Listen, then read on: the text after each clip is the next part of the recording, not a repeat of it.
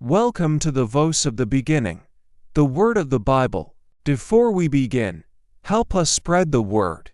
Subscribe to the channel, like, comment, and share with those you love. The history of humanity is marked by lineages, records, and genealogies that attempt to anchor man to the dust of the earth from which he came. However, within the sacred pages of Scripture, a figure emerges who defies the logic of mortality and stands as an eternal shadow of the Messiah himself. We are speaking of Melchizedek, a name that echoes through the corridors of time like a whisper of eternity. Imagine the scene: the patriarch Abraham, exhausted after a decisive battle to rescue his nephew Lot, crosses the valley of Shaveh. He is not met by a general or a worldly politician, but by a presence that exudes an authority not of this world. Melchizedek appears without prior warning, without the biblical text granting us the comfort of knowing his ancestors. He is the King of Salem, the King of Peace, and the priest of the Most High God. In the context of the Old Testament, where every name is preceded by son of, the absence of Melchizedek's genealogy is not a record-keeping failure, but a prophetic declaration. He is presented as one who has neither beginning of days nor end of life, becoming the guardian of a mystery that would only be fully revealed in Jesus Christ. In looking at Melchizedek, we are invited to turn our gaze away from temporal things and fix them upon the eternal. He represents a priesthood that does not depend on human blood, but on the power of an indestructible life. His presence in Genesis is like a flash of light in a dark room, revealing that God has always had a plan that transcends human institutions. He is the type and figure of the one who would come to be our high priest forever. When we dive into this mystery, we are led to question our own dependence on the structures of this world, and to seek the peace that only the King of Salem can offer. He is not merely a historical character, he is a symbol of divine sovereignty ruling over the kings of the earth. His sudden entrance and exit from the biblical narrative serve to teach us that God operates in dimensions that often escape our limited understanding, keeping secrets reserved for those who seek the truth with a thirsty heart. In the mystical encounter between Abraham and Melchizedek, something extraordinary happens that prefigures the most central sacrament of the Christian faith. Before the Levitical system was established, before animal sacrifices were institutionalized in the tabernacle, Melchizedek brought forth bread and wine. This gesture was not merely an act of hospitality to feed weary warriors, but a liturgical act of profound spiritual significance. The bread and the wine in the hands of Melchizedek point directly to the Lord's Supper, where the body and blood of Christ would be offered for the redemption of humanity. It is fascinating to note that the King of Salem recognizes the Most High God, the possessor of heaven and earth, in an era dominated by paganism and idolatry. He blesses Abraham, and the Scriptures are clear in stating that the lesser is blessed by the greater. Here we see the superiority of Melchizedek's priesthood over the priesthood of Aaron, who was still in the loins of Abraham. This blessing was not just a statement of goodwill, but a transmission of spiritual authority that sealed Abraham's destiny as the father of nations. Melchizedek acts as the mediator between the Creator and the Patriarch, establishing a bridge that links the promise to spiritual reality. Bread sustains the heart, and wine gladdens the soul, symbolizing the fullness of divine provision that requires nothing in return except the recognition of God, says sovereignty. By accepting Melchizedek's blessing, Abraham submitted his entire lineage and his victories to the one who represents the eternal order. This moment in the valley of Shaveh is a divine interruption in human chronology, reminding us that the sustenance that truly matters does not come from our strength or our military conquests, but from the hand of the one who serves at the table of grace.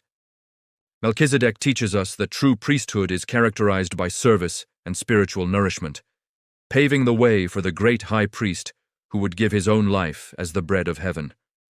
The depth of this encounter reveals that even in the Old Testament, grace was already operating in a sovereign way, pointing toward a kingdom where peace and justice kiss. Abraham's response to the presence of Melchizedek was immediate and revealing. He gave him a tithe of everything. This was not a tax collected or a legalistic obligation, for the law of Moses was still centuries away. Abraham's act was a response of worship and recognition of Melchizedek's spiritual authority. By delivering a tenth of the spoils, Abraham was declaring that his victory did not belong to himself, nor to his army of trained servants, but to the Most High God who delivered his enemies into his hands. The tithe here is a symbol of total submission to the order of Melchizedek. It represents the surrender of what is temporal in recognition of what is eternal. Spiritually, this teaches us that when we recognize God's presence in our lives through those he has sent, our natural response should be generosity and gratitude. Melchizedek, by receiving the tithe, legitimizes Abraham's victory and sanctifies it. We often get lost in technical discussions about tithes and offerings, but the essence of this encounter takes us back to the heart of worship. It is about recognizing who is the owner of all things and who holds power over life and death. Abraham, the man to whom all the promises were made, bowed before this mysterious king, demonstrating a humility that all seekers of God must possess. Melchizedek remains as the receiver of Abraham's honor, proving that there is a spiritual order that precedes and exceeds any human organization. This tithe was offered on an altar of faith, in a moment of spiritual clarity, where the patriarch saw beyond the visible. He understood that Melchizedek was the guardian of a sacred truth, a direct representative of the celestial throne. Through this offering, the seed of faith was planted in history, showing that true wealth is not in what we accumulate, but in what we consecrate to the Lord. If this word is touching your heart and opening your understanding of the mysteries of the Bible, be sure to subscribe to the Word of the Bible channel so you can continue following these profound revelations every week. The mystery of Melchizedek takes on a new dimension when we move into the Psalms and later into the Epistle to the Hebrews. Psalm 110 declares prophetically, "You are a priest forever, according to the order of Melchizedek." These words were not spoken to an ordinary man, but to the Messiah. This establishes that Christ's priesthood is not based on the lineage of Levi, which was imperfect and subject to death, but on a superior and eternal order. The order of Melchizedek is characterized by immortality and perfection. While the Levitical priests needed to offer sacrifices for their own sins before offering for the people, and eventually died leaving their posts, Melchizedek emerges as a prototype of the one who lives forever to intercede for us. The Bible's lack of record regarding his birth and death in Genesis serves to illustrate the eternal nature of the Son of God. He is the King of righteousness and the King of peace, two attributes that only find perfect harmony at the cross. Without righteousness, peace is merely a temporary truce. Without peace, righteousness is merely harsh judgment. In Melchizedek, we see the promise of a government where these two forces walk together. He did not inherit the throne from his father, nor did he pass it to a son. He is king and priest by direct divine appointment. This comforts us deeply, for it means that our access to God does not depend on human rituals or flawed intermediaries, but on a high priest who remains eternally in the heavenly sanctuary. The order of Melchizedek breaks the chains of empty religiosity and invites us to enter into a direct relationship with the divine. It is a priesthood of power, not of fleshly rules. It is a call to live in a dimension where spiritual life is not measured by years or genealogies, but by the vital connection to the source of all existence. When we understand that Jesus is our Melchizedek, we understand that our spiritual security is anchored in something that time cannot touch and that death cannot destroy. He is the guarantee that the bridge between heaven and earth remains open forever. To truly grasp the magnitude of the mystery of Melchizedek, we must look at the painful yet glorious transition between the Old and the New Covenant. The Bible teaches us in the book of Hebrews that if perfection were possible through the Levitical priesthood, there would be no need for another priest to rise according to the order of Melchizedek. The system of animal sacrifices instituted under the law of Moses was merely a shadow, a temporary rehearsal for the reality that was to come. The priests of the lineage of Aaron were men subject to the same weaknesses as the people. They grew old, they fell ill, and they eventually surrendered their positions to death. But Melchizedek emerges in the biblical narrative as a monument to that which is immutable. When Abraham paid the tithe to him, Levi, who was still in the loins of his ancestor, also paid it. This establishes a definitive spiritual hierarchy. The priesthood of Melchizedek is superior to that of Levi. This revelation is the key to understanding why Jesus, coming from the tribe of Judah and not the priestly tribe of Levi, can legitimately be our high priest. He is not a priest by a rule of fleshly descent, but by the power of an indestructible life. The mystery here lies in the fact that God established a standard of holiness and intercession that pre-exists the law itself. Melchizedek is the guardian of this spiritual order that knows no wear and tear from time. While the law pointed to sin, the Order of Melchizedek points to restoration and direct communion with the Most High. As we meditate on this, we realize that our faith is not grounded in precepts that can fail, but in a celestial lineage that was sealed even before the foundations of the tabernacle were laid in the desert.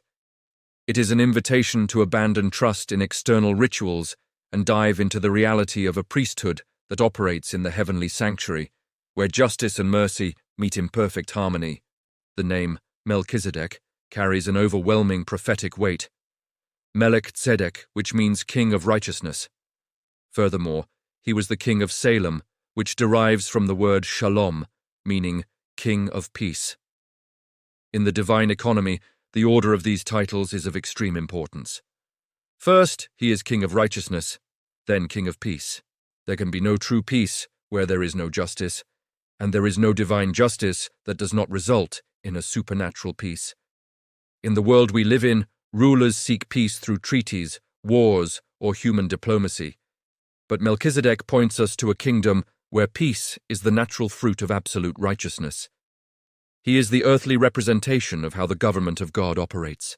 When we look at the prophecies concerning the Messiah, we see that he would be the one to establish his throne upon justice and judgment. Melchizedek, by appearing without father, mother, or genealogy, becomes the mirror of the Son of God, who in his divinity is eternal and self-existent. He reigns over a city called Peace, but his authority emanates from his righteous nature. Spiritually, this teaches us that our encounter with the King of Salem in our lives first brings an alignment with the justice of God. He justifies us through his sacrifice, and as a result of that justification, we are flooded by a peace that passes all understanding. Melchizedek is not just a character from a distant past. He is the personification of the character of God who desires to rule our souls. He shows us that the government of God is not imposed by fear, but by the moral authority of one who is perfectly just and perfectly peaceful. By accepting the jurisdiction of this king in our hearts, we enter a dimension where the storms of life cannot shake the foundation of justice he has built within us. He is the model of the spiritual leader who does not seek his own glory, but serves as a channel of blessing from the Most High God to all those who walk by faith, just as he did for Abraham in the deep valley. As we reach the climax of this mystery, we realize that Melchizedek is the common thread that unites Genesis to Revelation. He is not an error in the narrative or a historical curiosity, but the proof that God's plan of redemption is older than human history itself.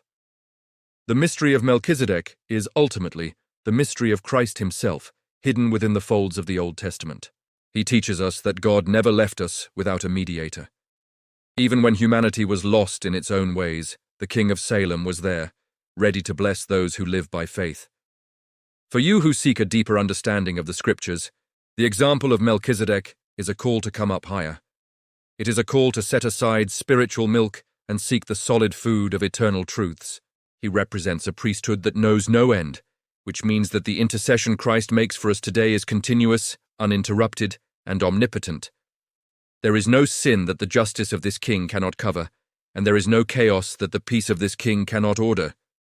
The silence of the Bible regarding the death of Melchizedek is a prophetic shout about the victory of life over death.